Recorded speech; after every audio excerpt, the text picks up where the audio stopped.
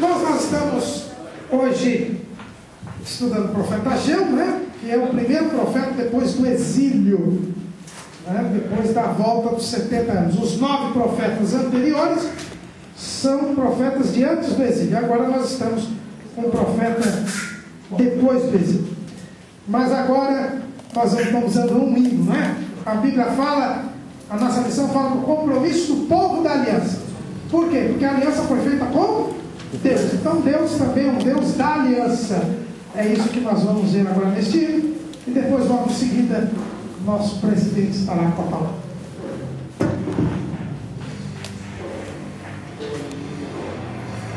Tu és o Deus que jamais se falhou. Tu és o Deus que não pode mentir.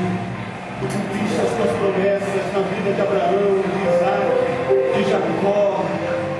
E eu sei que o Senhor cumprirá também as tuas promessas na minha vida. Eu sei que os teus olhos estão em mim, Senhor.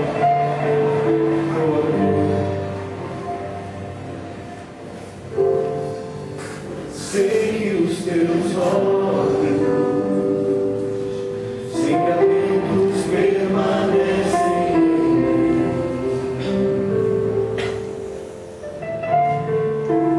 E os teus ouvidos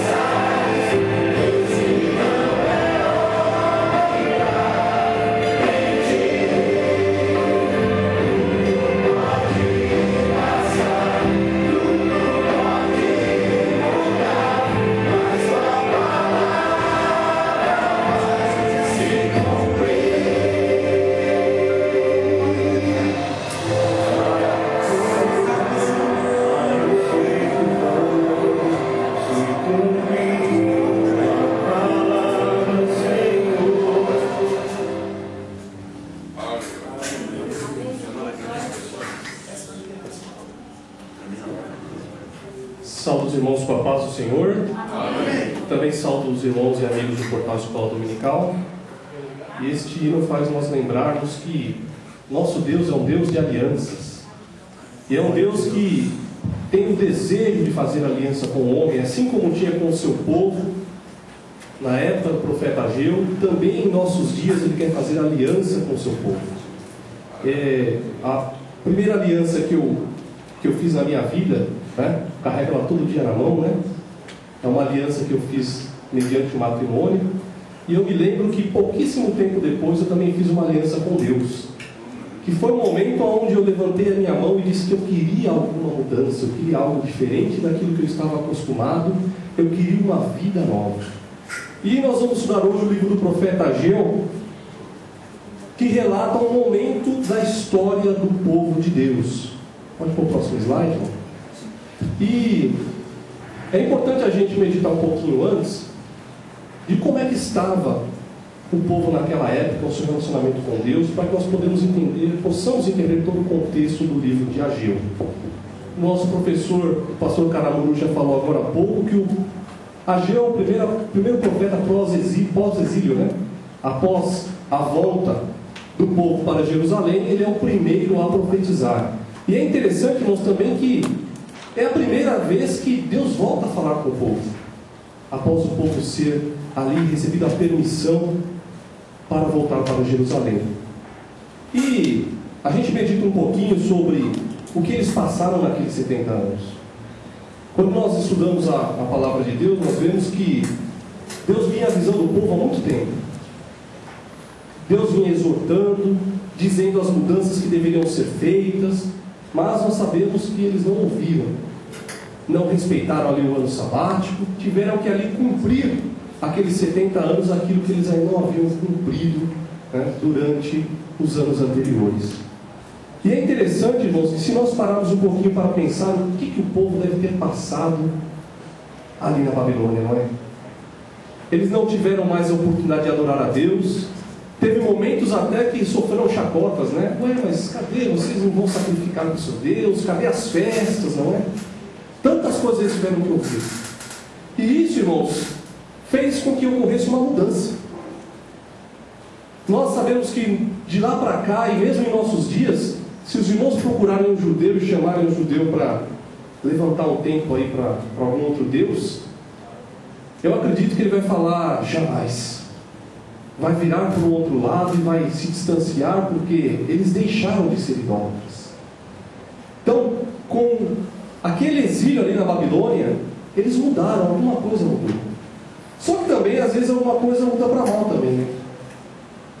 Porque quando nós passamos por uma adversidade, diferente essa adversidade que nós estamos estudando hoje, daquela que nós estudamos no último trimestre, das aflições da vida, mas sim uma adversidade que nós sofremos para o Senhor nos mostrar o caminho correto a seguir, alguns usam este momento para se aproximar de Deus, para mudar aquilo que o Senhor não está concordando em sua vida, mas outros usam para o pior, né? Em vez de melhorar, piora mais ainda, né? Então nós vamos estudar no profeta Ageu aquilo que ainda também não estava certo. Aquilo que mesmo o povo deixando a idolatria, eles ainda não tinham tido a consciência total do que eles haveriam de mudar. E é importante que a palavra nos diz que quando nós vamos falar hoje sobre o rei Ciro, né? Quando o rei Ciro ele diz para que alguns voltassem para Jerusalém, não era qualquer um. Seriam aqueles que tivessem sentido no seu coração. Irmãos, nós estamos vendo que, não sei se isso acontece nas minhas vezes que eu tenho a oportunidade de dar aula, mas o coração está sempre nas aulas, né? Porque as coisas, meus amados, elas precisam começar no coração. É lá que é a raiz de tudo que é bom e de tudo que é mal também. Então, nesta lição nós também vamos estudar a mudança que deveria ocorrer no coração do povo de Judá. E o livro de Ageu, ele vai mostrar para nós também que para herdar a vida eterna tem que haver comprometimento. Comprometimento, eu me lembro, eu já comentei aqui com os irmãos uma vez, mas lá na empresa onde eu trabalho, os irmãos sabem que os chefes de hoje querem que a gente trabalhe cada vez mais, né? Trabalhar de manhã, de tarde, de noite, de sábado, de domingo, né? para eles, quanto mais se trabalhar, melhor. E ele, uma vez, numa reunião, eu até acho que eu comentei isso aqui com os irmãos uma vez, ele falou: olha, eu quero funcionários comprometidos e não funcionários envolvidos com o trabalho. Eu fiquei, o que está querendo dizer com isso, né? Aí ele citou uma experiência, ela falou: olha, é o seguinte, se você for olhar a feijoada, né, na feijoada nós temos ali aqueles que são envolvidos com a fabricação de uma feijoada. Tem a cozinheira, né, tem ali o próprio feijão, né, que a terra dá, mas tem ali um que é comprometido. E o comprometido é o coitado do porco, né? Porque o porco tem que dar um pedaço dele, né? Ele exagerou um pouquinho, claro, nesse exemplo, né? Mas é claro, para atingir o seu objetivo. Mas a gente começa a ter uma ideia que tem um lado aí que nos mostra o que é comprometimento. Comprometimento é se doar. Comprometimento é se entregar. Porque quando você simplesmente está envolvido, você pode facilmente sair desse envolvimento. E nos nossos dias isso acontece. Aqueles que se envolvem com a obra, que com o primeiro problema que aparecer, ele já não está mais envolvido com isso. Ele se envolve com outra coisa. Mas tem aqueles, irmãos, que se comprometem com a obra de Deus. Tem aqueles que se entregam, que é aqueles que dão uma parte de si, não literalmente, né? Uma parte do seu corpo, mas aqueles que entregam os seus dias, entregam suas horas de vida, entregam o vigor do seu corpo, às vezes até ali o momento em que pode estar com a família, ele se entrega para a obra de Deus. E nós vamos ver que o que estava faltando com o povo era o comprometimento. Próximo slide, Ana. E o livro de Ageu, ele é o primeiro profeta literário que Deus aí levanta após o cativeiro. Pois não, pastor. Esse comprometimento que tinha o apóstolo Paulo, né? Segundo aos Coríntios 12 e 15. Eu de muito boa vontade gastarei e me deixarei gastar pelas vossas almas, ainda que, amando-vos cada vez mais, seja menos amado. Inclusive foi o subtítulo do trimestre de 2 aos Coríntios que nós estudamos, né? Realmente, deixarei gastar por vossas almas, né? Então, ele é o primeiro profeta literário, ou seja, teve a sua obra escrita, né? Em um livro, e o ministério dele, ele marca a continuidade do compromisso de Deus para com o seu povo, e também reativa a promessa da vinda do Messias. Por que, meus irmãos? Marca a continuidade do compromisso de Deus para com o seu povo. Deus não deixou o seu compromisso de lado durante o cativeiro, mas durante o cativeiro era um momento em que o povo precisava refletir. Era um momento que o povo estava parando ali para pensar em como estava a sua vida perante Deus, onde eles não podiam mais adorar, não tinham mais o templo para levar os louvores ao Senhor. Então era um momento de reflexão. E através do profeta Ageu, Deus não restabelece, porque ele não deixou a sua aliança para com o povo, mas reafirma esse compromisso. Próximo slide.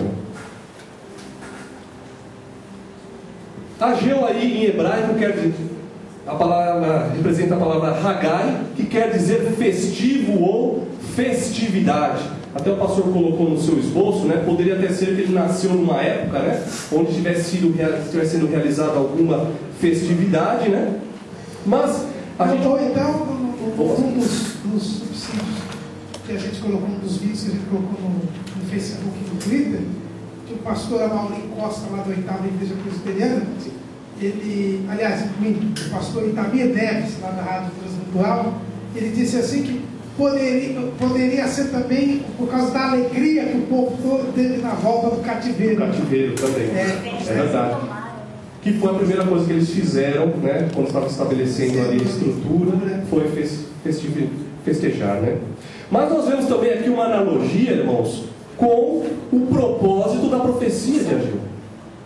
Porque o propósito da profecia de Ageu era que o povo voltasse com as festas do Senhor, para que o povo voltasse a adorar a Deus. E para que o povo voltasse a adorar a Deus e trazer novamente as festas que não estavam podendo ser realizadas lá em Babilônia, precisava o quê? Reedificar o templo. Então também uma analogia. E nós vemos lá, vamos ver lá, irmãos, o livro de Esdras. É importante, também uma recomendação para os professores, que os irmãos efetuem a leitura do livro de Esdras. Por quê? Porque tudo que ocorre no livro de Ageu é concomitante com o que é lido no livro de Esdras. Então, Esdras capítulo 3. Capítulo 3.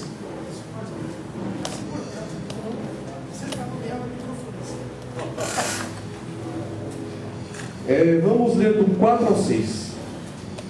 E celebraram a festa dos tabernáculos, como está escrito: ofereceram um holocausto cada dia, por ordem, conforme ao rito, cada coisa em seu dia. E depois disto, o holocausto contínuo, os das luas novas e o de todas as solenidades consagradas ao Senhor, como também de qualquer que oferecia oferta voluntária ao Senhor.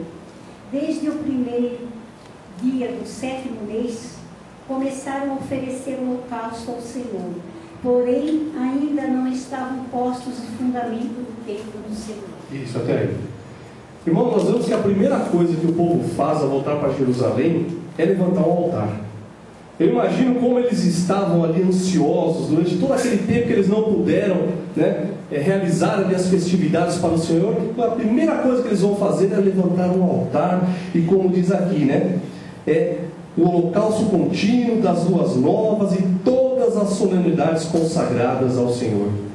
A gente para imaginar um pouquinho, se a gente ficar, acho que um domingo sentar no culto, eu pelo menos, parece que faltou alguma coisa naquele domingo. Imagino 70 anos longe da casa de Deus. Então a gente começa a ter uma ideia, do que eles passaram durante todo esse tempo.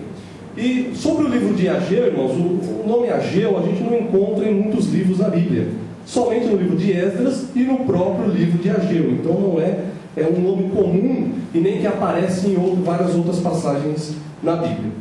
Então ele foi levantado por Deus num período de grande perigo espiritual para o povo judeu, Por quê? Porque após o alegre e esperançoso retorno do cativeiro, a nação enfrentava uma dura realidade: dificuldade econômica e financeira, hostilidade dos povos vizinhos, inclusive os impedira de reconstruir o templo de Jerusalém. Então, os irmãos, vamos tentar imaginar a situação da época. Eles ficaram 70 anos longe de Jerusalém. E era uma prática muito comum entre os babilônios, quando eles conquistavam um outro povo. O que eles faziam? Eles mandavam outras nações e civilizações para aquele local. Para quê? Para justamente quebrar o patriotismo, quebrar toda a estrutura como nação daquele povo.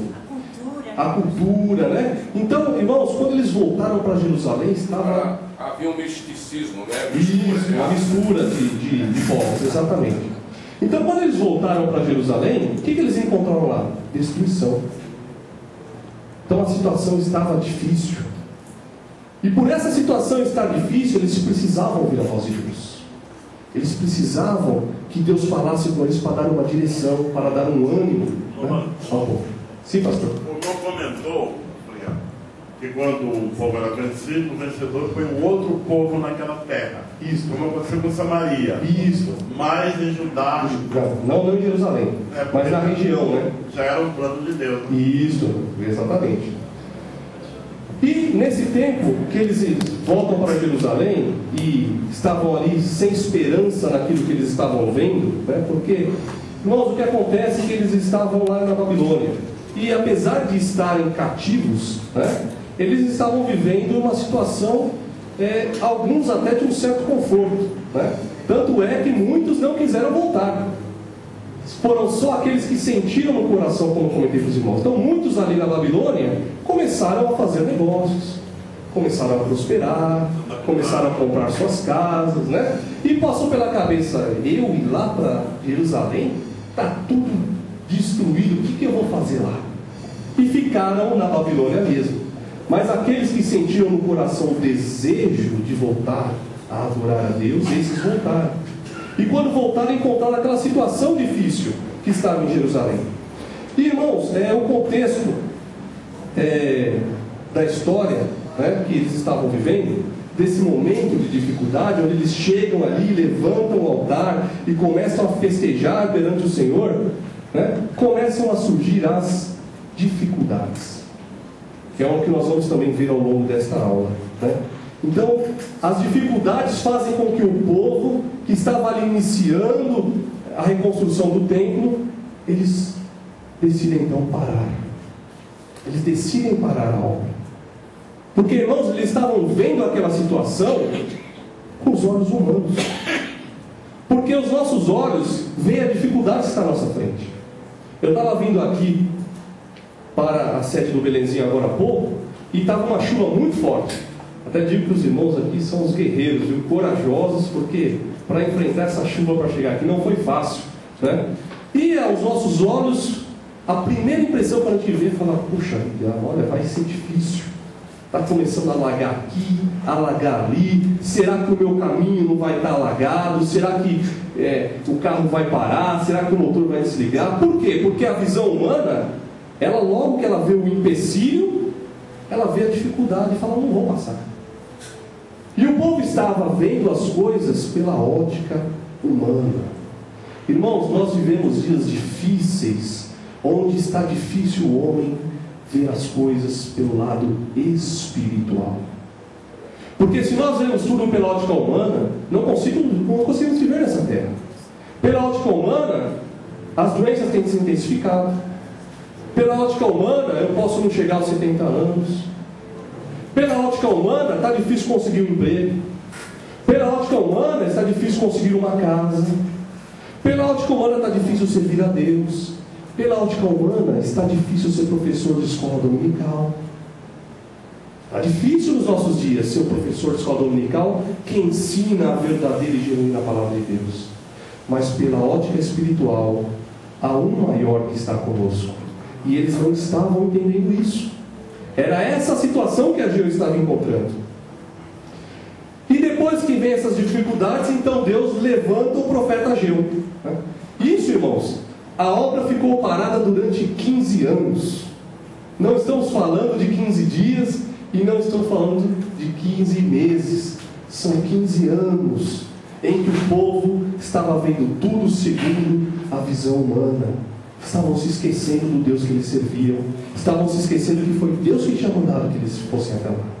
Mas isso nós também vamos ver no decorrer da aula. Próximo slide, meu amado, por favor. Isso. Eu coloquei um quadro aí, mas esse quadro não é para entrar, é para entrar depois. Passa no próximo e depois a gente volta. Não, você passou muito, acho que foi isso. Volta. É isso aí. Então, como nós falamos, pouco se sabe sobre a vida do profeta Ageu, porque ele não é mencionado em outros livros da Bíblia, né? Mas um detalhe nós temos. Dos livros do Antigo Testamento, irmãos, aquele que nos dá subsídios para que nós possamos saber a época que aconteceu, que melhor faz isso, é o livro de Ageu. Por quê? O livro de Ageu, ele diz, inclusive, Eduardo Rees e Frank Vassen, que fizeram aquela Bíblia em ordem cronológica, né, que nós sempre citamos, o pastor sempre cita aqui no estudo. Então, nós temos 3 datas que ocorrem no livro de Ageu, né? E essas datas, elas se referem aí a 1º de setembro de 521 a.C., 24 de setembro de 521 e depois 24 de dezembro desse mesmo ano de 521. Por volta aí de 3 meses, né? É o tempo em que o profeta Ageu traz os seus oráculos, as suas profecias. Aí os irmãos podem se perguntar: mas espera aí, a Bíblia não fala setembro, né? E agora? Por que a Bíblia não fala setembro? Porque está falando segundo o calendário judaico, né? Então, o próximo slide, o irmão vai ver que eu coloquei aqui, inclusive os amigos do Portal Escola Dominical podem baixar os slides, está junto lá com os bolsos do professor Caramuru, né? Os irmãos podem fazer o download, que também tem essa imagem. Então, quando cita o mês de setembro, ele está falando aqui o mês de Elul, porque a Bíblia fala que é o 6º mês, não é isso? Então olha lá, 1º, 2º, 3º, 4º, 5º, 6º mês, que é o mês de Elul, que ele começa no mês de agosto e termina no mês de setembro. Não é propriamente dito o nosso calendário, né? Não é o mês de agosto, por exemplo, inteiro que se segue. Então, com esse quadro aqui dá para os irmãos se localizarem, né? E depois vai terminar em dezembro, Né? Então, por que vai terminar em dezembro? Porque aí já é o mês de Kislev, né? Então nós temos aí basicamente 3 meses. Aqui fala de 4 datas, mas porque não começa exatamente no início do mês de agosto. Então dá para entender um pouquinho por que Frank Claassen fala sobre aquelas datas que nós vimos no slide anterior. Volta no slide anterior, meu querido, por favor. Então olha só, o profeta Ageu, ele passa a trazer os oráculos do Senhor ali no reinado do rei Ciro, né? O rei Ciro, que reinou por volta ali de 559 e 530 antes de Cristo, né? Então, e tem também, ou melhor, essa data onde ele vem para Jerusalém, né? Então Ageu, ele vem com o povo no reinado de Ciro, que foi Ciro que ordenou a volta do povo para Jerusalém, mas ele inicia as suas profecias no 2º ano do reinado do rei Dário, né, que ele passa a trazer os oráculos do Senhor para o povo. Próximo slide. Os irmãos também vão ver uma diferença do que está na revista, segundo a divisão que se faz do livro de Ageu. Porém, essa diferença, no fundo, ela não existe muito, né, pastor? Assim, só no tópico, porque o setor de educação cristã das Assembleias de Deus, se os irmãos olharem na revista de mestre, ele divide em 2 partes, porém, né, no interior dessas 2 divisões, ele também divide muito parecido com a divisão que o pastor trouxe aqui no seu esboço, né, que é a divisão por intermédio dos oráculos que o profeta traz para com o povo. Que o profeta ele fala 4 vezes, irmãos, no livro de Ageu. Então o comentarista, ele fez, o setor de educação cristã dividiu a primeira parte. Na primeira parte ele colocou os 2 primeiros oráculos do profeta, e na segunda parte ele colocou os outros 2, né? Então não deixa de ser aqui, eu vejo também uma divisão aqui também em 4 partes. Nessa primeira parte, na primeira mensagem do profeta Ageu, que está lá no capítulo 1 de Ageu, é onde Deus repreende o povo por ter parado a obra. Deus fala com o povo que eles não deveriam ter parado a obra, mesmo com a ordem, né, a ordem ali de Dário. A segunda mensagem, que está lá em Ageu 2, do 1 ao 9, Deus fala sobre a segunda casa. E nós vamos ver que alguns começam a se entristecer com aquele templo que estava sendo construído, né? Sabe por quê, irmãos? Porque naquela época tinha homens, e em nossos dias também tem, que só olham o exterior, né? Então por isso que nós vemos aí essa moda pegando de quem vai construir o maior templo, né? Então agora tem templo com tinta, com ouro misturado, né? Tem um novo templo de Salomão, aquelas coisas suntuosas, né? Irmãos, às vezes eu passo a meditar um pouquinho qual o ganho com isso, né? Porque, claro que nós temos as igrejas sedes que tem que ter um tamanho maior, porque tem a reunião das outras igrejas, né? Mas isso tem um limite, né? Porque às vezes a coisa fica num tamanho que até a comunhão fica dificultada, né? Tem irmãos que às vezes se perguntam: você gosta de congregar a igreja sede? Ele fala: não, eu gosto da igreja local porque eu me sinto mais próximo dos irmãos ali e tal. Porque a igreja local, por ser menor, ela traz isso, né? É mais fácil nós termos comunhão com todos os membros daquela igreja. Agora existem igrejas ali daqui a pouco para 100 mil pessoas, né? Daqui a pouco já está superando os estádios de futebol, né? Quem dizia que estádio de futebol que enchia mais, não, agora é igreja que enche mais um mesmo local de pessoas, né? Mas nós vamos estudar ao longo dessa lição também o que estava acontecendo para o Senhor trazer esse segundo oráculo. No terceiro oráculo, que é a terceira mensagem do profeta Ageu, que está lá a partir do capítulo 2, aí veio uma outra mensagem. O povo passa a reconstruir. Só que o Senhor fala: olha, não é para reconstruir de qualquer jeito. Não é de qualquer jeito. E a mensagem do Senhor é que para fazer a obra de Deus, não é de qualquer forma. Nós não podemos estar de qualquer jeito. E depois a quarta parte, né, que já está ali a partir do versículo 20 do capítulo 2, já é uma mensagem direcionada a Zorobabel. Uma mensagem direta ali para Zorobabel, que era um príncipe que tinha direito, né, a herdar o trono, caso fosse restabelecido, né, Judá como nação. Ele seria ali o que estaria destinado a receber o trono. Bom, pois vamos. É o que chama de herdeiro presuntivo. Herdeiro presuntivo, é o primeiro, né, na dinastia que tem o direito da herança. Bom, diante do embargo, das dificuldades que houveram, irmãos, da obra, né, os judeus, como nós falaram para os irmãos, eles desistiram. Primeira dificuldade que houve, eles preferiram desistir de reconstruir. Agora, desistir de reconstruir o templo e passaram a fazer o quê? Qual foi a escolha do povo de Deus? Então passaram a construir as suas próprias casas. Então eles passaram a se dedicar àquilo, né, que aprazia a sua vida e deixaram a obra de Deus de lado. Passaram a deixar as coisas de Deus de lado. Irmãos, eles não estavam entendendo que era Deus que tinha determinado. Não foi o rei Ciro que decidiu: olha, eu vou liberar para o povo de Israel para eles voltarem para Jerusalém. Não. Irmãos, isso estava predito mais de 100 anos antes. Quer ver, irmãos? Vamos ler lá o livro de Isaías, capítulo 44. Isaías 44. Capítulo 44, versículo 28. Que digo, Ciro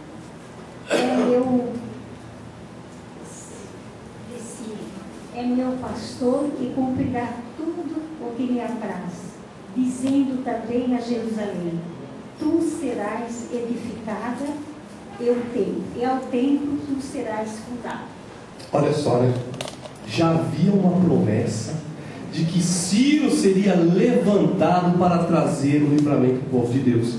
E lá, irmãos, também no capítulo 45, o versículo 1.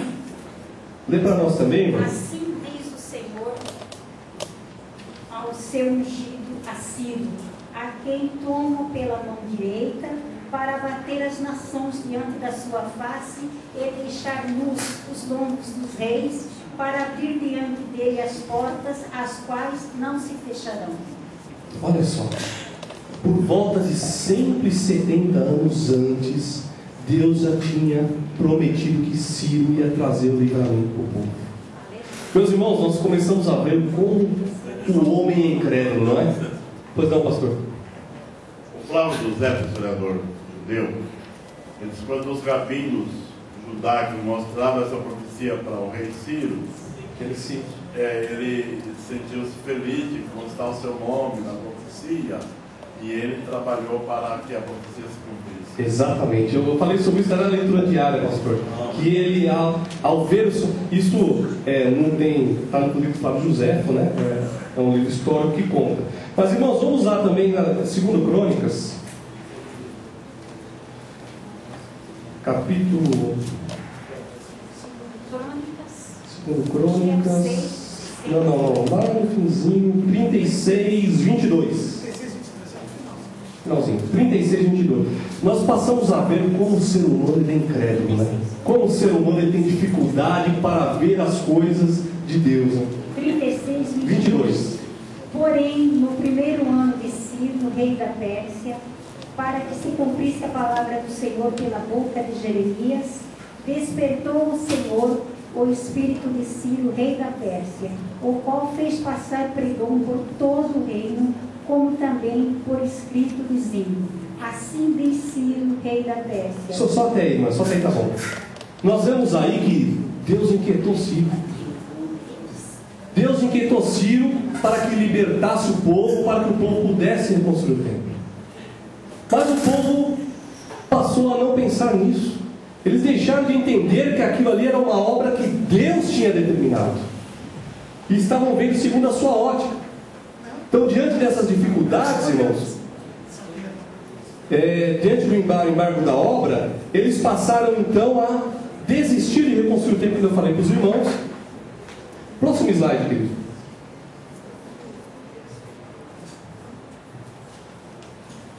Isso, aí mesmo. Né? Então, já era um propósito de Deus. O povo tinha se esquecido de que eles eram a propriedade de Deus. Eles haviam esquecido que eles eram a nação sacerdotal, era o povo santo. Era um povo que tinha sido escolhido para ser o povo de Deus.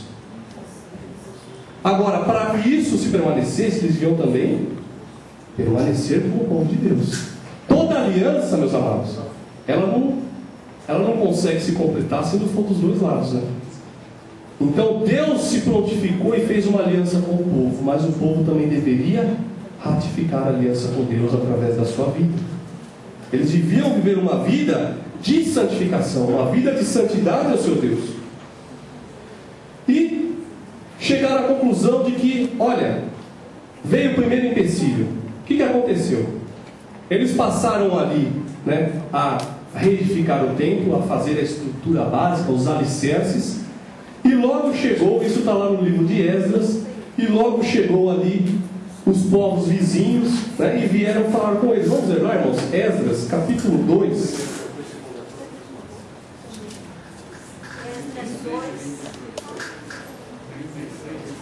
Perdão, Esdras 2 não.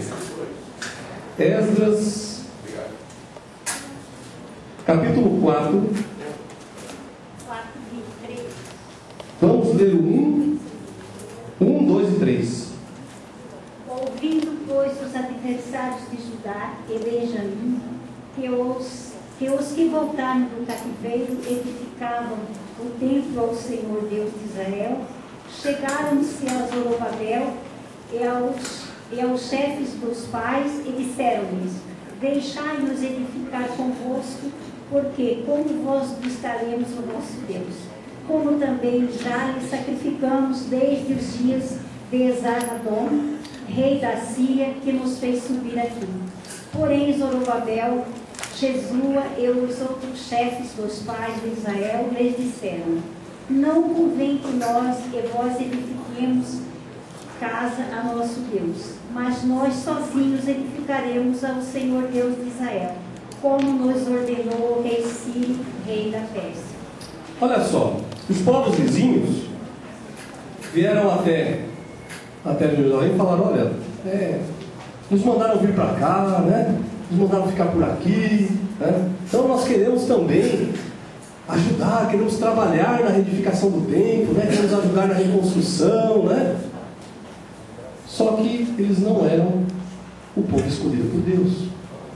Eles não eram aqueles que tinham a missão de reconstruir o templo. E Zorobabel aqui, acredito que guiado pelo Espírito Santo, fala: não, isso quem tem que fazer somos nós. Em contrapartida, irmãos, o que fizeram aí os povos vizinhos, muito provavelmente os samaritanos, né, como diz no tópico da Bíblia, aqueles tópicos que estão antes dos capítulos? Eles falaram: peraí, se não vão poder trabalhar junto, então essa obra tem que parar. Então vamos impedir a obra. Ainda bem que é só samaritano naquele tempo. Hoje em dia não tem igreja. Se eu não posso fazer, ninguém vai fazer. Ninguém vai fazer mais, né? Irmãos, duas coisas nós podemos tirar dessa situação que nós estamos falando agora. É que, primeiro, tudo que nós vamos fazer para o Senhor, né, nós devemos ser escolhidos por Deus. E Deus escolhe, irmãos. Deus continua escolhendo. Muitas vezes é o homem que não ouve. Irmão, sabe você? Claro, pastor. Aliança com o inimigo não dá certo. Não dá. Porque eles não eram sinceros, não queriam ajudar. Na verdade, queriam interromper. E era uma estratégia para enganá-lo, fazendo-se de amigos. Quem tem aliança com Deus não pode fazer uma segunda aliança. Não pode, né? A aliança é vertical, né, pastor? Não é horizontal. Irmão, nós vemos isso se intensificar. Por quê? Nós temos nos nossos dias muitas pessoas que não têm compromisso com Deus, mas têm habilidades, têm posses, têm facilidades, e muitas vezes passam a fazer as coisas de Deus. E isso que acontece, essa mistura que ocorre traz malefícios para a obra do Senhor, porque muitas vezes as coisas crescem em número quantitativo, mas perdem qualitativamente. Então, essa dificuldade que começou lá, que Zorobabel teve a direção de Deus, falou: opa, isso não, isso nós devemos fazer. Muitos em nossos dias não têm tido esse mesmo discernimento.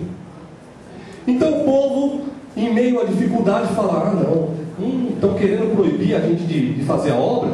Porque o que aconteceu? Os samaritanos foram lá, né? Ciro já tinha morrido, Os samaritanos foram lá para o seu sucessor, o rei Dário, e falaram: Cambises, né? Olha, tem um povo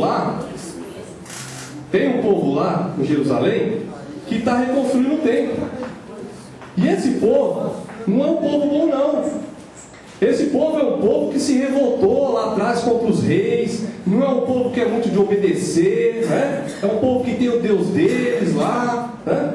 Então, se você deixar, isso vai te trazer problema. Cambises então manda parar a obra. Pois não, meu amado? Na verdade, era só um minutinho. Chega ao microfone. Na verdade, os inimigos, eles não chegaram lá também pedindo, por favor, pare a obra. Não. A Bíblia fala que eles chegaram com um braço forte e com violência. Aquele povo já havia sofrido a invasão por Nabucodonosor. Sabia muito bem o que é enfrentar os inimigos e sofrer. E por isso que, na verdade, eles temeram. Tanto que a Bíblia fala que o Senhor Deus levantou o espírito de Zorobabel, de Josué e do povo. Animou o povo. E outra coisa também, há um certo fundo de verdade, claro que não na sua totalidade. Sim. Porque o rei Zedequias realmente houve revolta também. Porque o rei Zedequias realmente se revoltou contra Nabucodonosor. Então havia realmente um fundo de verdade, não na sua totalidade, contra essa revolta realmente. Verdade, irmão. E assim, quando eles voltaram para impedir a obra, realmente eles não voltaram como bons amigos, né? Mas é importante que, se nós estudarmos a história da igreja, o que Paulo enfrentou, o que Pedro enfrentou, a adversidade, o medo da morte. Então, como eles eram nação de Deus, nação sacerdotal, mesmo em meio aos perigos, mesmo em meio às dificuldades, mesmo em meio às ameaças, a postura deles deveria ser de não parar. Mas, irmãos, era mais fácil parar. Era mais fácil, porque nós vemos o real intento do coração, porque não nos parece que eles pararam a obra por medo. Não nos parece que pararam por medo. Por quê? A declaração foi: não veio o tempo em que a casa do Senhor deve ser edificada. Olha, se fosse o tempo de Deus, então não ia haver tantas dificuldades. Se fosse o tempo de Deus, não ia haver tantos problemas. Pela declaração deles, nós vemos que era mais cômodo, a comodidade estava imperando, em dizer que não era mais o tempo de preparar, de fazer a obra do Senhor. Irmãos, isso nós podemos trazer também para os nossos dias, porque quando nós passamos a fazer a obra de Deus, as dificuldades vêm, os empecilhos vêm. Eu tenho certeza que tem também muitos professores de escola dominical nos assistindo pela internet e sabem também as dificuldades que nós enfrentamos diante da sala de aula, né? Ao ensinar a genuína palavra de Deus. Muitos se levantam, muitos vão contra. Pois não, pastor? Chega no microfone. Eu, porém, quando o pastor Caramuru começou a comentar a capa da revista, chegou um missionário nosso lá em Suzano, e eu tinha entregado a classe, eu dava aula para a classe dos pastores. Por falta de tempo, eu devolvi ao pastor Paulo Silva, e voltando depois de 2 meses, o professor, que é o genro do irmão João, disse: irmão Manuel está voltando e nós vamos dar para ele 10 minutos para ele comentar essa lição. E eu comentei 8 minutos da capa. Sabe o que aconteceu comigo? E eu disse: irmãos, dá licença que eu vou aqui no supermercado comprar o meu quilo, porque hoje é dia de trazer o meu quilo.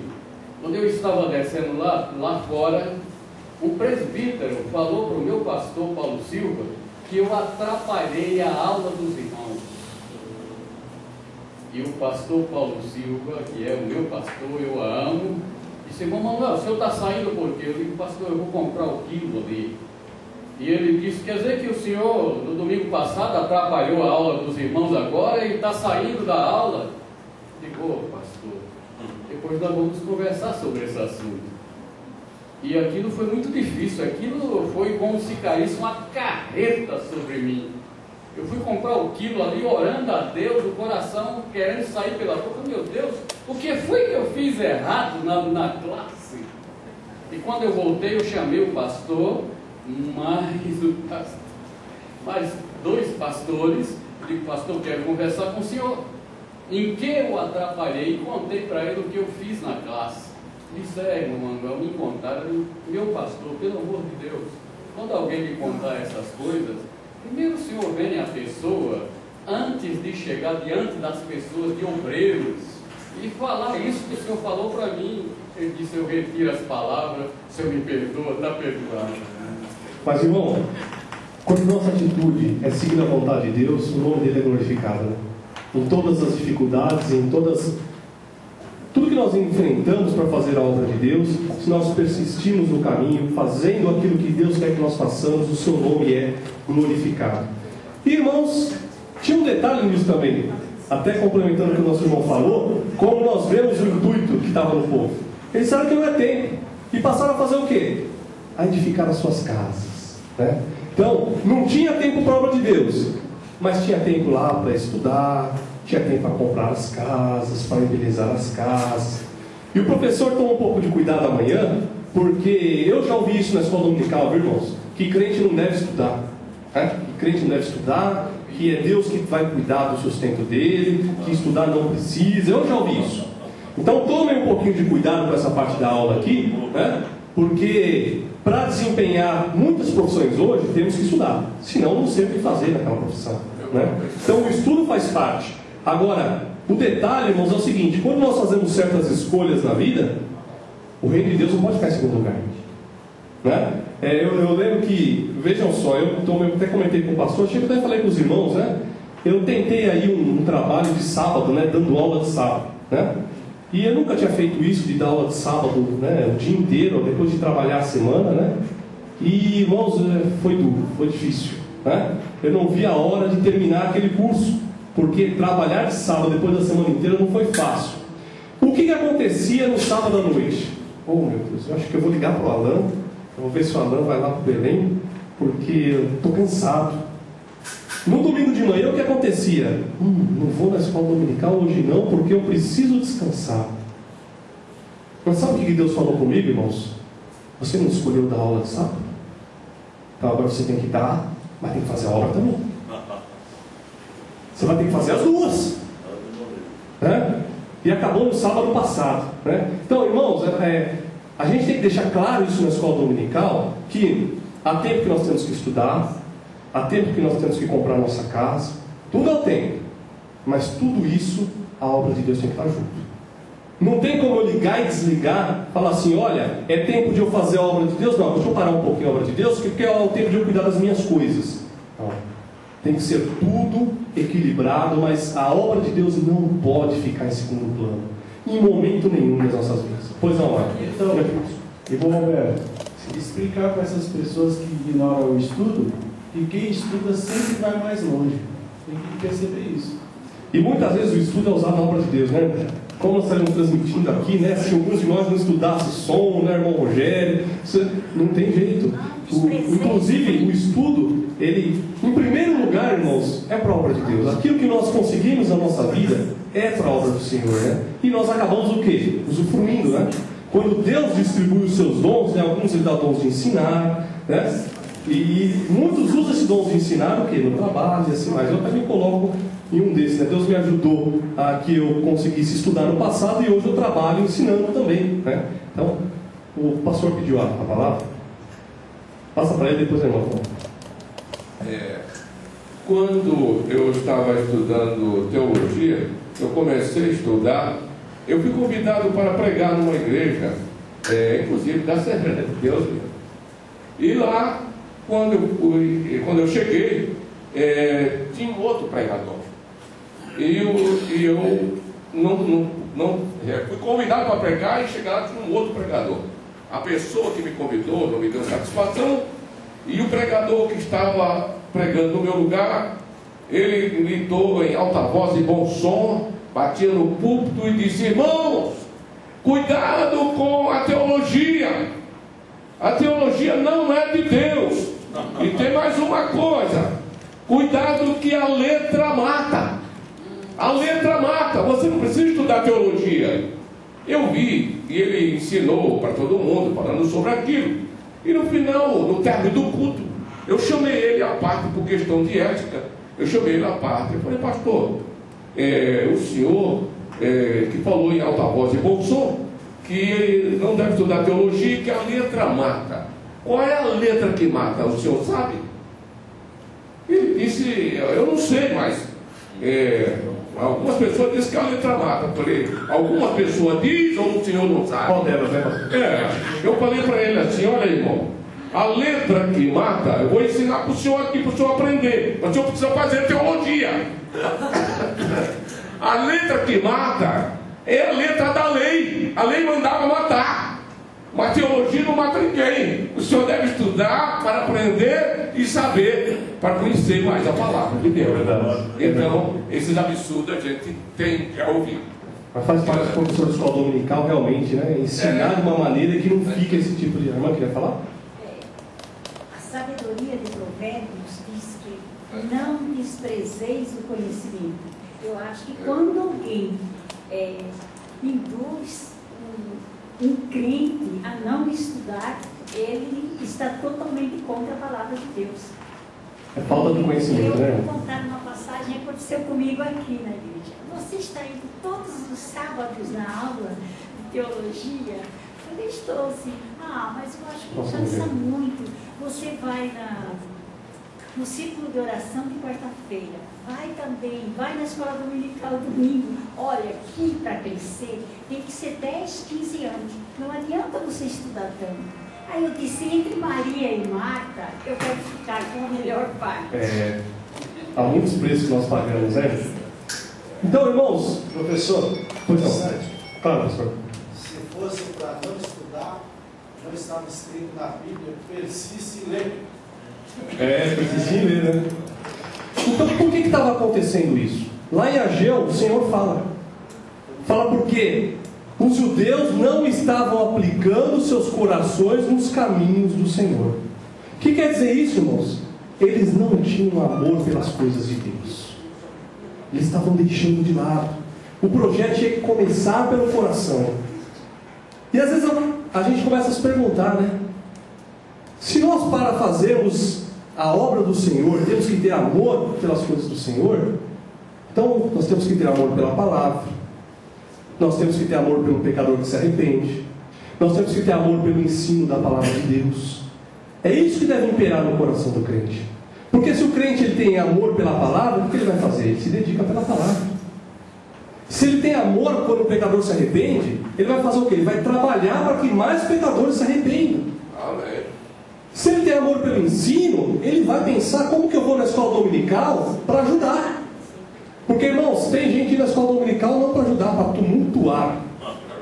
É isso que é o plano. Irmãos, essa reunião é nossa, não é? Nosso estudo, e é a verdade. Muitos vão não para trazer algo a mais, eles estudam em casa não para ajudar o professor, mas para o quê? Para complicar a vida do professor. Por isso que muitas escolas dominicais acabam como? Em vez de uma aula, acabam em discussão, até em briga, né? Mas por quê? Porque não há no coração o amor pelas coisas de Deus. Não há no coração o desejo pelas coisas de Deus. Porque quando há o desejo, as coisas são feitas de maneira como o Senhor quer. Hoje mesmo eu fiz um fechamento do trimestre e teve um irmão que foi me buscar, que ele dizia que ele era um desses. Ele ia no estudo lá do pastor Antônio Sebastião, isso. E ele disse que ele era novo convertido, ele ia só para pegar umas coisas, para pegar o professor da escola dominical. Aí, com os anos passaram, ele virou professor da escola dominical.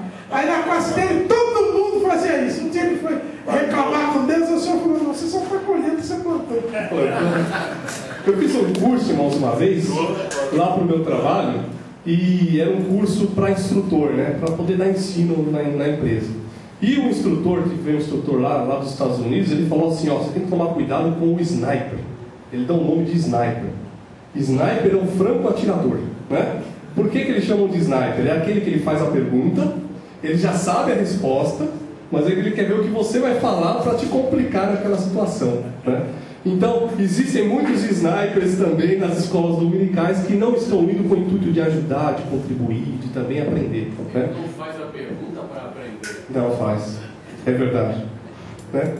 Então, irmãos, Deus estava requerendo no povo um amor, mas não um amor teórico, né? Porque é fácil a o amor suporta todas as coisas, né? Mas na hora de suportar todas as coisas, né? Então, eles estavam pedindo um amor perante a obra do Senhor, aquilo que o Senhor determinara, mas um amor que pudesse suplantar as dificuldades. Um amor que fosse contínuo, mesmo perante as dificuldades que iam aparecer. Então era isso que Deus estava requerendo, está lá em Ageu 1:7. E também diz que, olha, por que fala que o amor tem que ser prático? Porque o Senhor diz para eles, é hora, né, de vocês subirem no monte. Mas, irmãos, não é para todo mundo ir para o monte aqui, né? É porque eles tinham que pegar madeira, né? Eles tinham que pegar madeira. Então, trazer madeira e edificar a casa, porque seria agradável a Deus. Com essa atitude, o Senhor disse que o seu nome ia ser glorificado. Então, o amor prático, o amor não teórico, ia fazer com que eles se impulsionassem a colocar as mãos, a arregaçar as mangas, a irem fazer aquilo que Deus havia determinado. Então, eles estavam desmotivados. Olha só, a palavra desmotivado. Se fala muito isso nas empresas, né? Temos que motivar os funcionários, né? Então dá prêmio, dá isso, dá aquilo, né? Só que a motivação que as empresas aplicam, irmãos, é uma motivação diferente. Por quê? Ela te leva a fazer por motivos errados. Lá onde eu trabalho, a cada 3 meses, os técnicos ganham uma premiação em dinheiro para quem tiver o melhor desempenho. Então eles vão lá e todo dia dão o máximo de si para ganhar, para receber aquela premiação, né? Esse tipo de motivação, irmãos, não é pelo motivo que Deus quer. Deus não quer que o povo esteja motivado pelo que ele vai receber. Deus quer que o povo esteja motivado simplesmente pelo amor ao seu Deus. É por isso que o povo não estava fazendo, porque eles estavam desmotivados. Próximo slide, Arnaldo. Pois não, querido. Pode falar. A questão do aprendizado. Sim, irmão. A questão do aprendizado diz que nesse mês de dezembro o mundo vai se acabar. Não seria qual a data. Muitas pessoas. Já disse que errou, viu, irmão? Já passou, né? Não, ele falou que errou a data. Quiseram até matar o rapaz. Já atualizado. Sim. E muitas pessoas chegaram no meu comércio lá perguntando: e aí, irmão? E aí, o que você me diz? Aí diz: olha, eu estou com a Bíblia aqui, por bondade de Deus, eu amo a Bíblia, eu amo a palavra. Não está escrito. Dá para você ficar conformado com a Bíblia? Diz: dá, irmão, dá. Então pode vir dormir, pode dormir tranquilo, avisa para seus amigos, suas famílias, que não vai acontecer isso. Aí eu fico perguntando: o índice de analfabeto bíblico, o índice de pessoas que não leem a Bíblia é muito grande nesse país. Há programas evangélicos, mas infelizmente não pregam a Bíblia, não pregam a palavra de Deus. O país nosso é considerado um país de não sei quantas mil pessoas, mas são pessoas analfabetas que não leem a Bíblia como deveriam ler, como estamos aqui reunidos. E o estudo sistemático, né, irmão? O estudo sistemático é importante, né? Para que nós venhamos a... Inclusive esse livro de Ageu, ele é muito utilizado, né? Mas da maneira que não é aquilo que a palavra está querendo dizer, né? Nós vamos falar um pouquinho mais para frente sobre alguns versículos. Pastor Manuel? O que diz a Bíblia é Oséias 4:6, é isso? Foi destruído porque faltou conhecimento. O povo foi destruído por falta de conhecimento. Não é um absurdo? Com essas pessoas, vai na conversa de pessoas por aí, eu sempre digo que essas pessoas não é nada mais do que Maria vai para as outras. É o vento, né? É aquele bonequinho do... Eu estava até num assunto desse em casa, meus irmãos, hoje, que existe o... Não é em sentido pejorativo, né, irmãos? É o crente boneco de posto, né?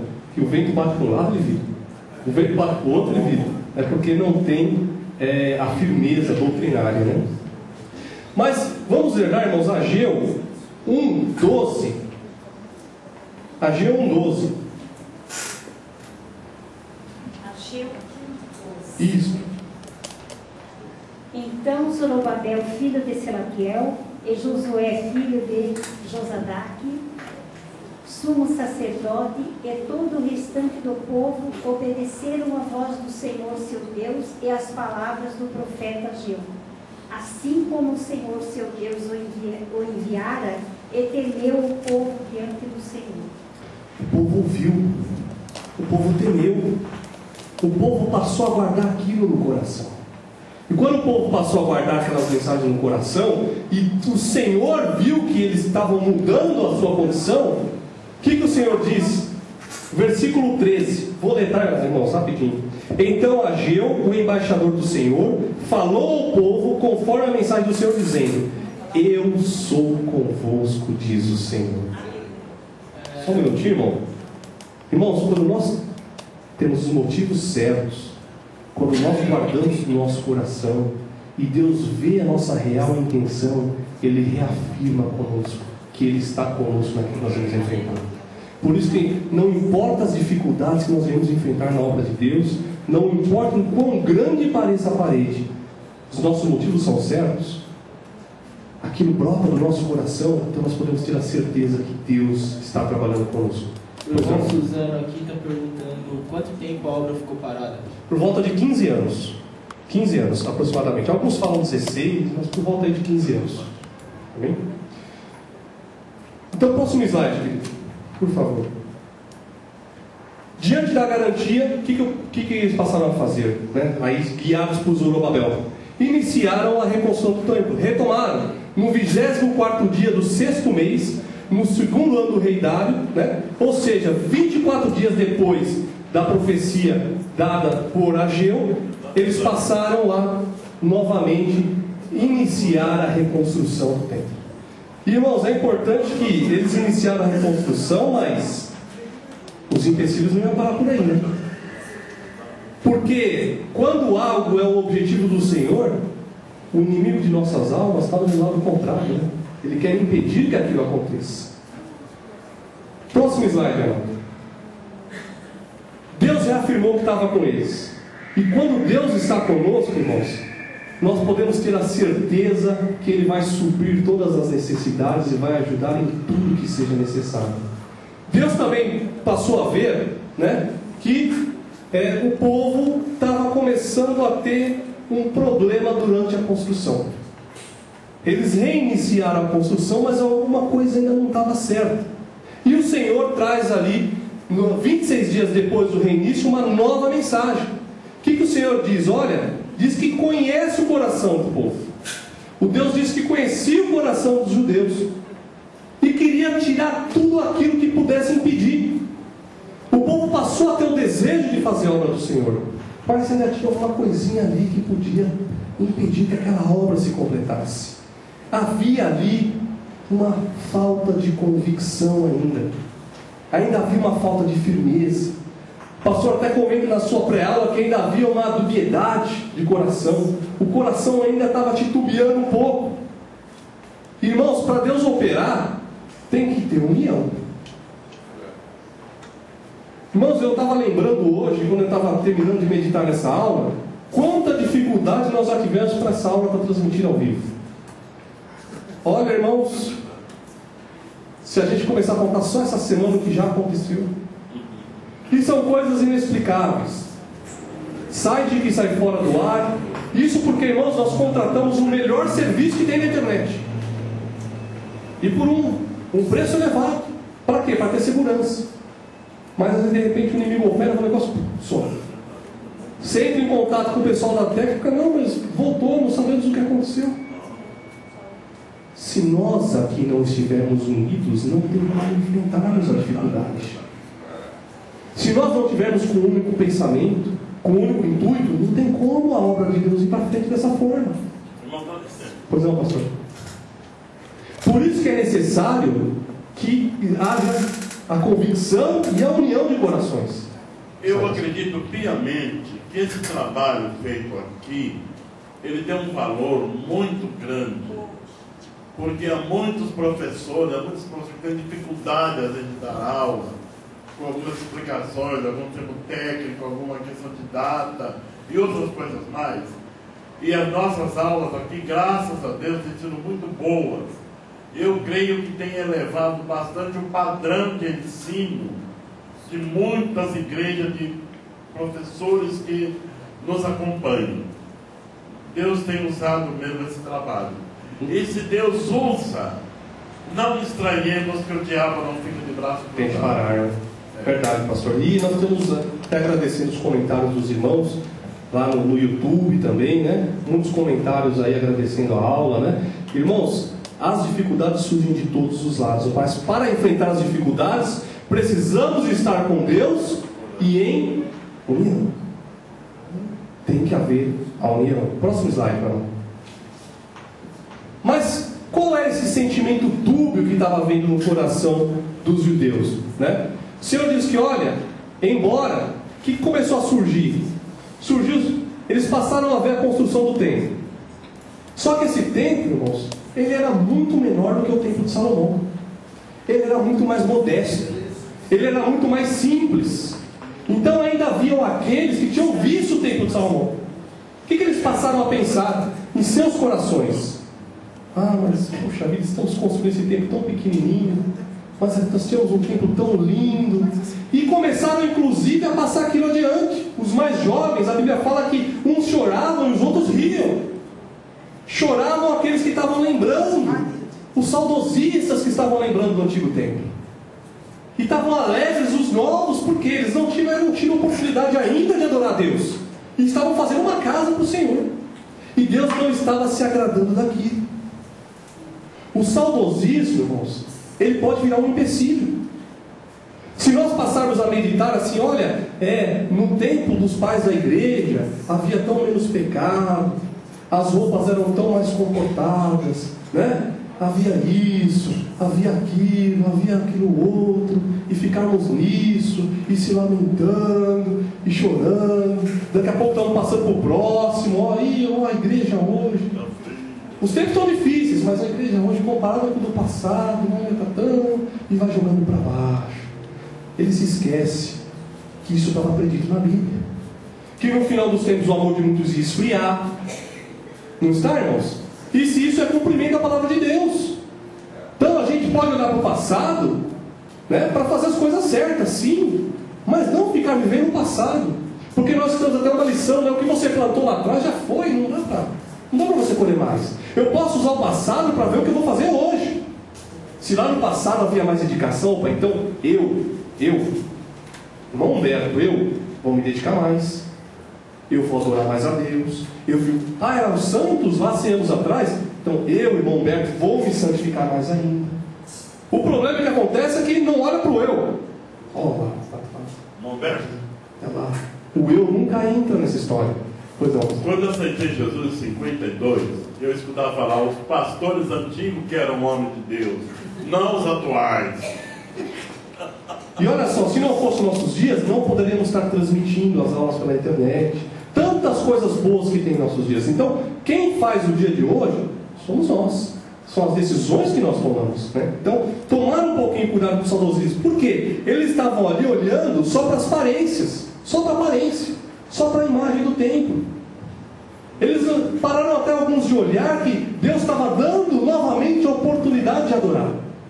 Deus estava dando uma nova oportunidade para eles. Pois é, pastor.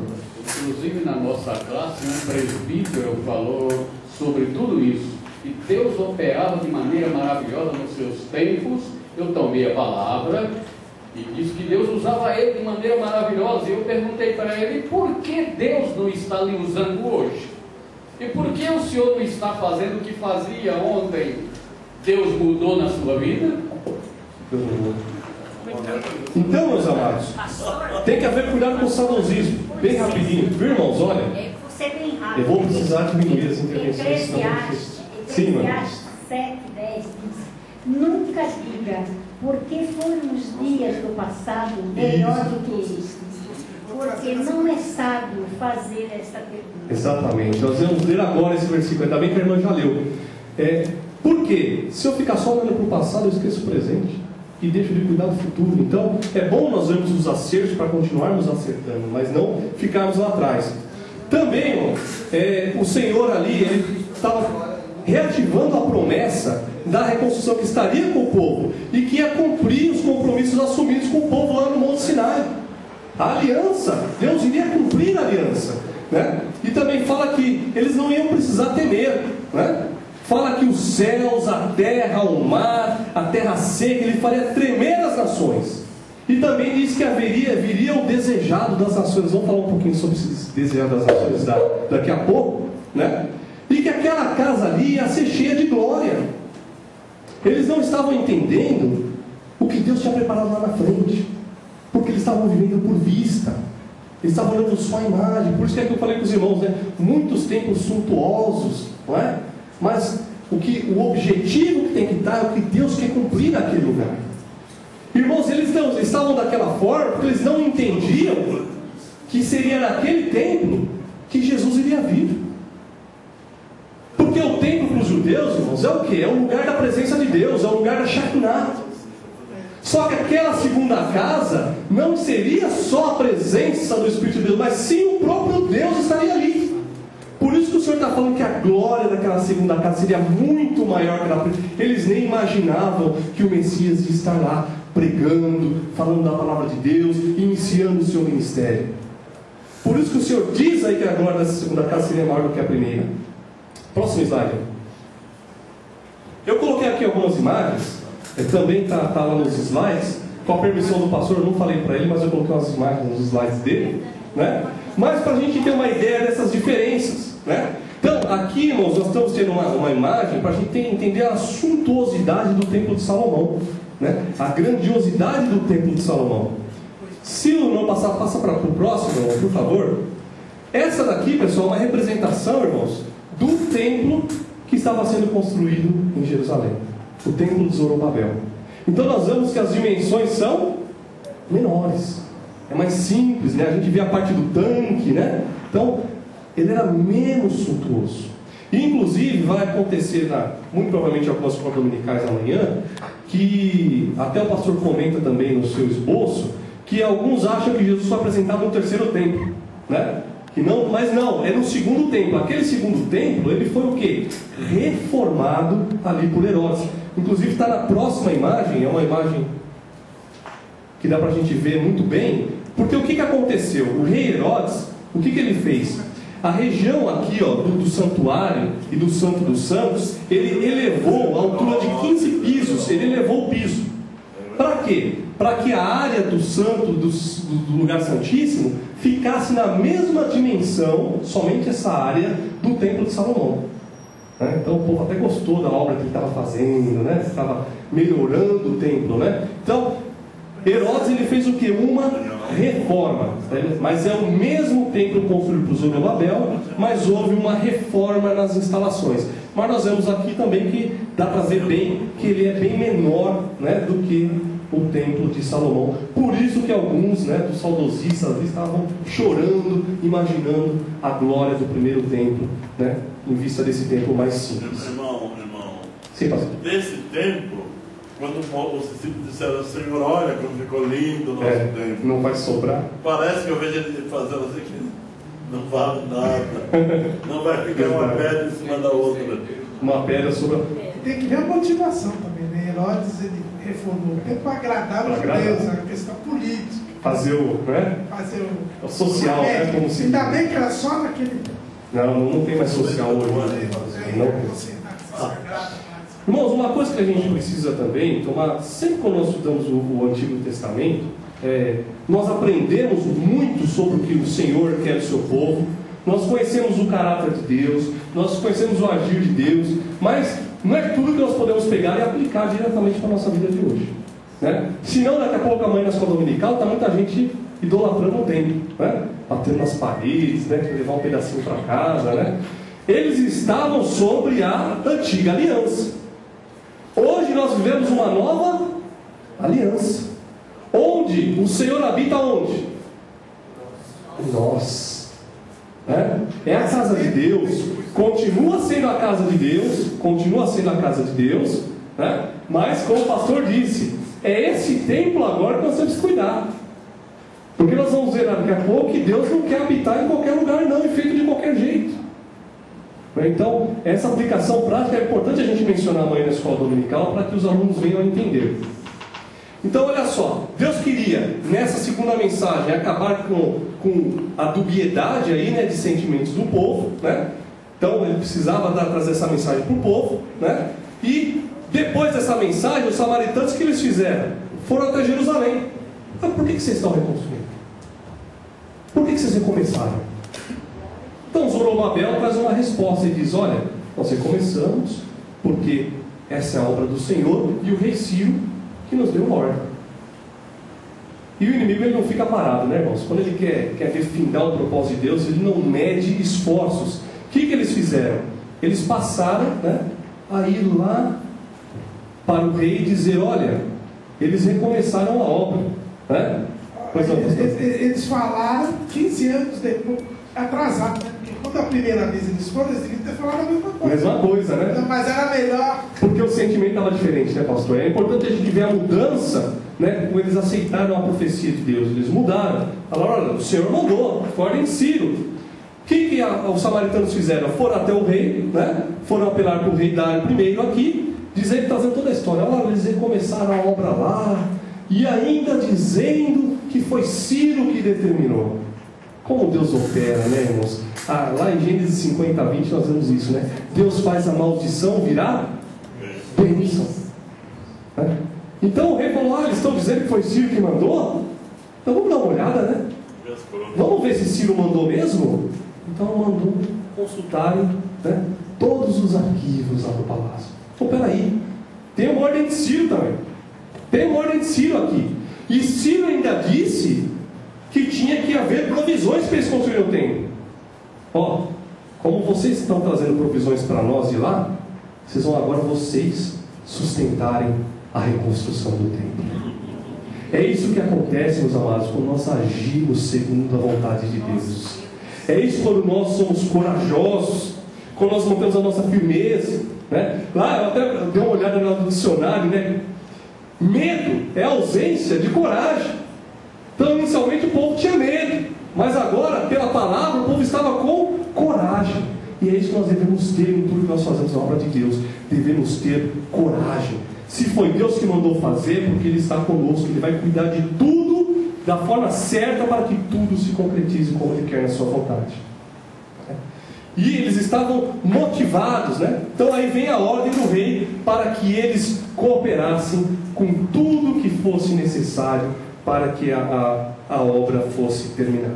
Num dos links que a gente colocou aí, agora sim, do pastor Amauri, lá da oitava igreja presbiteriana, ele diz assim também que podia ser que o povo nessa segunda mensagem estivesse preocupado que, como estava tudo que entrava e caía no saco furado, eles estavam sem recursos para construir. E quem tem construção sabe como é que é a construção, né? Aí eles também começaram a ficar preocupados, né?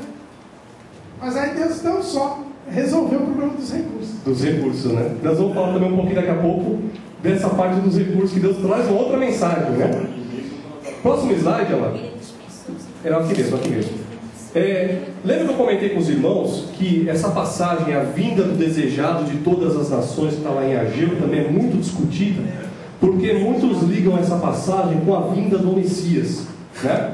Mas inclusive isso está até no comentário que a CPAD disponibilizou sobre essa lição também, tem falando sobre isso, né? Se nós consultarmos outras traduções, olha só o que a Almeida, corrigida, revisada e fiel, ela fala sobre essa passagem.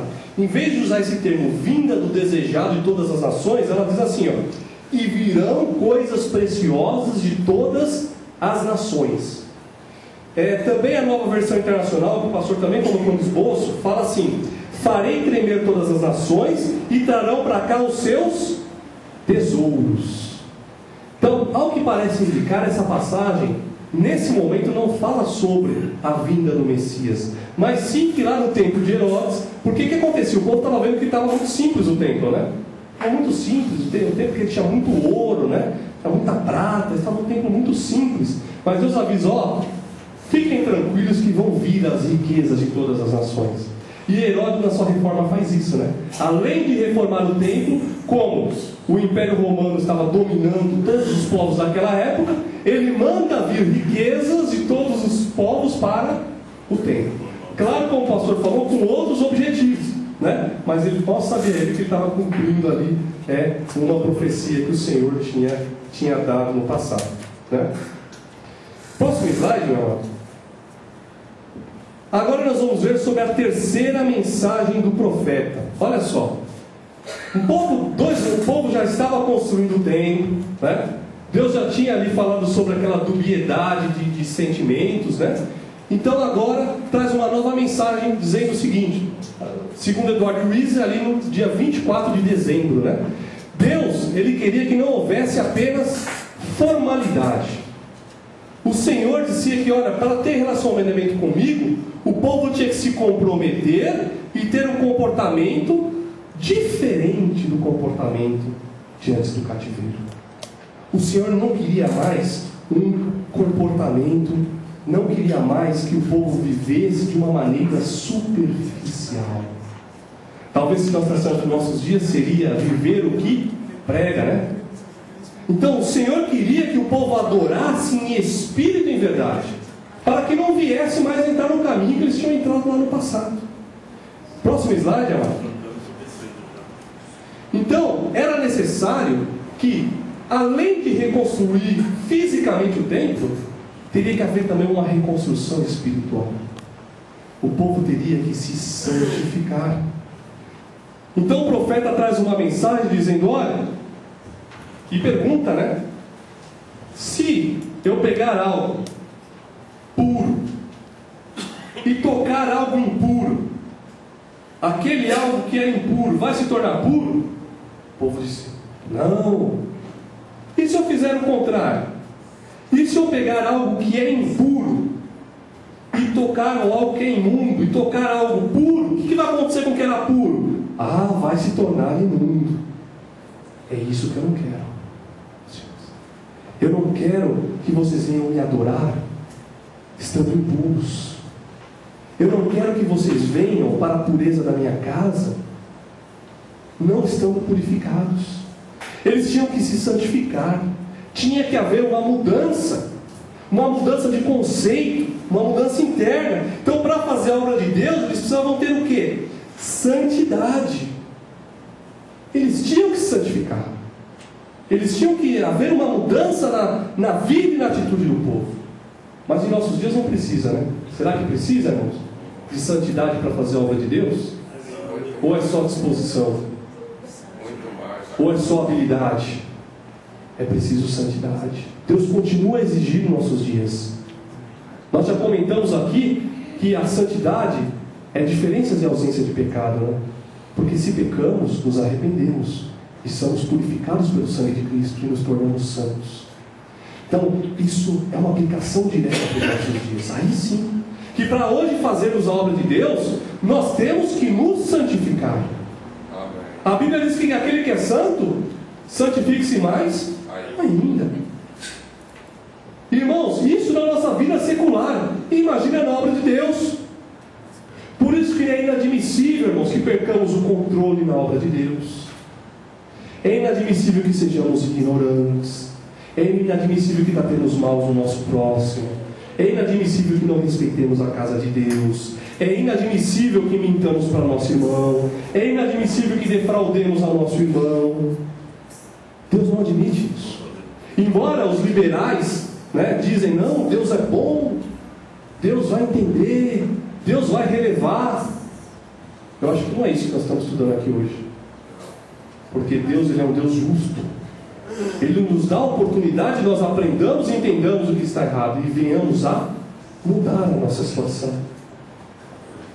É por isso que o professor de escola radical sofre, né, pastor? É radical. É radical.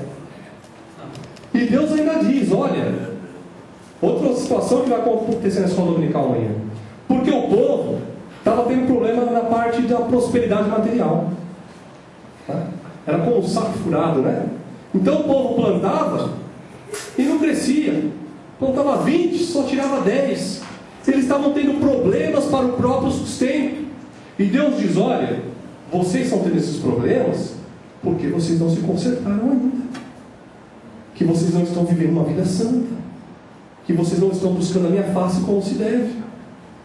Agora, irmãos, um cuidado que nós temos que ter é que o relacionamento de Deus com os judeus naquela época seguia a lei. E a lei dizia isso, né?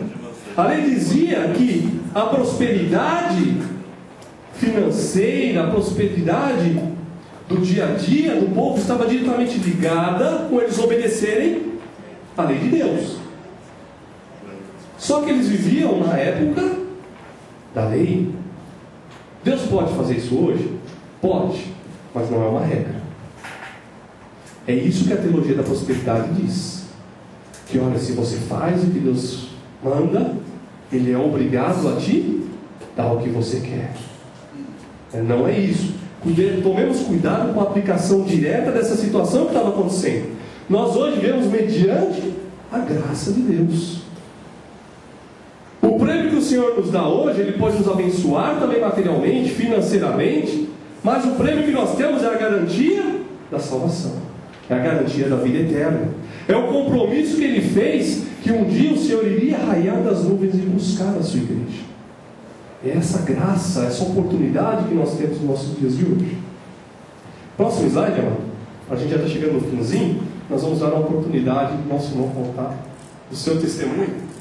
Prometo que mais 2 minutinhos. E a quarta mensagem que o profeta Ageu traz é uma mensagem direta a Zorobabel. Porque, irmão, Zorobabel era descendente, ele era da linhagem de Davi. Então ele estava ali também na expectativa de que seria restabelecido o trono, que ele viesse a reinar. E Deus, como é Deus que conhece os corações, Ele vai lá e fala com Zorobabel. E diz: Zorobabel, o Senhor reafirma, dia 24 de dezembro, trouxe aí a quarta mensagem, e última, dirigida a Zorobabel, onde o Senhor confirma: Zorobabel, fica tranquilo, você vai fazer parte, da sua descendência também que vai vir o Messias. E Deus reafirma com Zorobabel, que não falta aquele compromisso que ele diz lá em 2 Samuel, que não faltaria varão para reinar sobre Judá, que Deus iria confirmar. E nós vemos isso lá em Mateus, irmãos, capítulo 1. Vamos lá rapidamente, Mateus 1:12.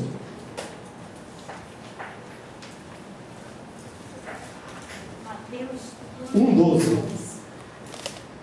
E depois da deportação para a Babilônia, Jeconias gerou a Salatiel gerou a Zorobabel. Olha só, Zorobabel está inserido na linhagem de Jesus, na descendência de Davi, que trouxe a vinda do Messias. Irmãos, nós temos estudado o livro de Ageu. Parece que hoje o tempo passou mais rápido, né? Não sei se passou mais rápido, mas o relógio passou mais rápido. E uma mensagem importante, além de tudo que nós aprendemos hoje, é que nós vemos Deus prometer e vemos Deus cumprir. Então nós podemos também levar para os nossos lares que o Senhor é fiel, que há de cumprir a sua promessa, e que nós, como trabalhadores da obra de Deus, devemos permanecer firmes, não importa o quanto a situação pareça contrária. Não venhamos a pensar como o povo naquele início: acho que não é hora, acho que meu chamado não é esse, acho que eu não devo congregar nessa igreja. Irmãos, quanto mais a coisa começar a ferver na sua igreja, se alegre mais ainda, porque Deus te levantou lá para ensinar a verdadeira e genuína palavra dele. Amém, irmãos? Irmão Nenê, por favor.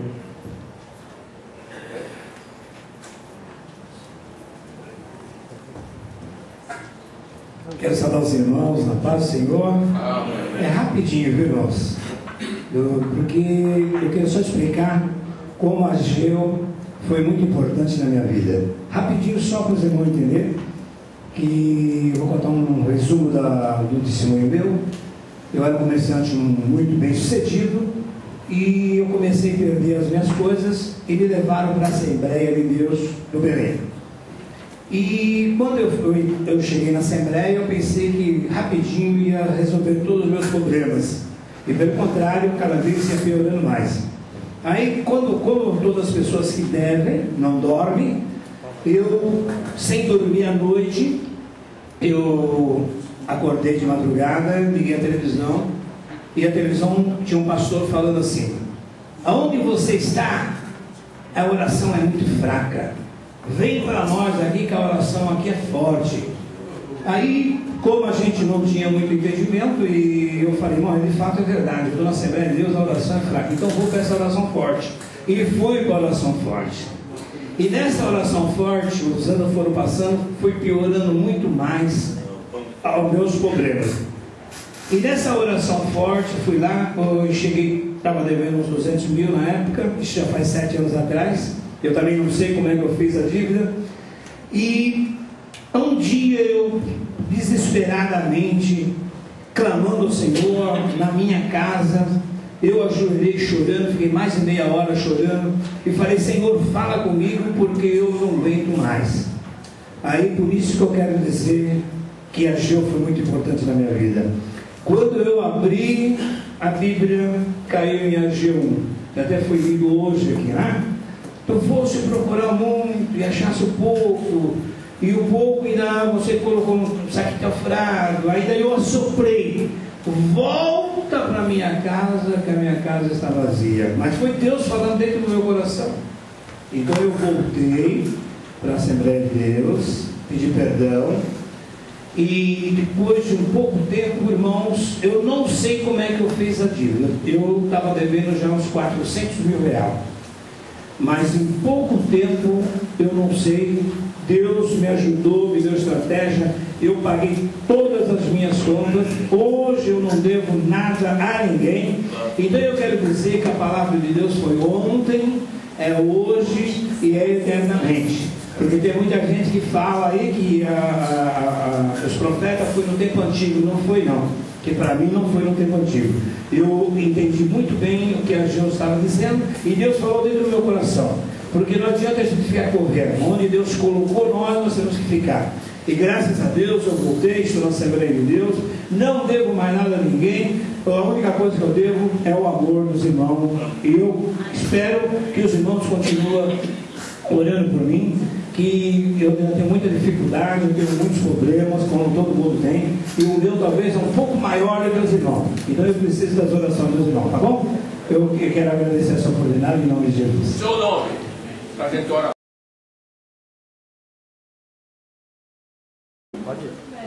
Saúde a todos os amigos, os internautas da Escola Dominical, do portal Escola Dominical com a paz do Senhor. Quero desejar a todos boas festas, e que Deus, nesse ano que se aproxima, possa nos dar cada dia mais força, graça, amor pela sua palavra, e não somente por aprender, mas para transmitir, porque esse é o objetivo do portal Escola Dominical, transmitir a palavra de Deus, ajudando os ministros, professores de escola dominical, membros em geral, a cada dia mais crescermos no conhecimento e na graça de nosso Senhor Jesus Cristo. Desejo dar aos internautas com a paz de nosso Senhor Jesus Cristo, aqueles que servem a Deus de coração. Desejo dizer a vocês, agradeço as orações de vocês por esse ano de 2012, que foi uma bênção maravilhosa para o nosso portal da Escola Dominical. E também quero desejar a vocês um Feliz Natal e o ano de 2013 repleto de bênção, em que Deus realmente venha abençoar a cada aluno e a cada professor da Escola Dominical. Contamos com vocês em 2013. Fique conosco e Deus irá abençoar vocês ricamente em nome de Jesus. Amém. Que nos acompanharam durante todo o ano de 2012. Estamos agora no limiar deste ano, entrando no ano de 2013, graças a Deus pelo ano de bênção, de vitória, pelo que podemos aprender e crescer na graça de Deus. Desejamos a todos os nossos amados irmãos que nos acompanham um feliz 2013 e que continuemos amando e servindo a Deus e aprendendo sempre da sua palavra. O nosso fraternal abraço em nome de Jesus. Amém. Saúdo os irmãos que acompanham no portal da Escola Dominical com a paz do Senhor. Quero agradecer, desejar a todos os irmãos que contribuíram durante o ano de 2012 para que esse portal pudesse continuar no ar. E aguardamos que os irmãos continuem contribuindo e pedindo outros para contribuir em 2013. Faço minhas palavras do apóstolo Paulo em 1 Coríntios 15, 57 e 58. mas graças a Deus que nos dá vitória por nosso Senhor Jesus Cristo. Portanto, meus amados irmãos, sede firmes e constantes, sempre abundantes na obra do Senhor, sabendo que o vosso trabalho não é vão no Senhor. Prezado internauta, o seu trabalho de contribuir com esta obra não é vão no Senhor. Que o Senhor vos abençoe em tudo. Amém. Gostaria de saudar os nossos amigos e irmãos do Portal Escola Dominical, com a paz do Senhor, e desejar aos nossos amigos um Feliz Natal e um próspero 2013. Este ano foi um ano de grandes bênçãos para o Portal Escola Dominical, para todos nós, para os amados irmãos que sempre nos acompanharam, e é gratificante terminarmos o ano estudando a Palavra do Senhor. Que este empenho pelo estudo da Palavra de Deus, que este amor pela Palavra de Deus possa nos acompanhar durante o ano de 2013. É o que nós desejamos em nome do Senhor. É com muita alegria que eu saúdo os nossos irmãos e irmãs do Portal Escola Dominical com a paz do Senhor. Estamos ao final de mais um ano, onde a graça e a misericórdia de Deus têm nos ajudado. Somos gratos aos irmãos que têm orado por nós, também têm contribuído para que nós possamos manter mais esse serviço para o Senhor, para a sua obra, e pedimos aos amados que continuem orando por nós. Continuem também ajudando aqueles que assim sentirem nos nossos corações, e que o nosso desejo é que os irmãos tenham boas festas nesse final de ano e um ano de 2013 repleto da paz do nosso Senhor Jesus Cristo. Fiquem todos com Deus e continuamos em mais um ano segundo a graça do nosso Deus.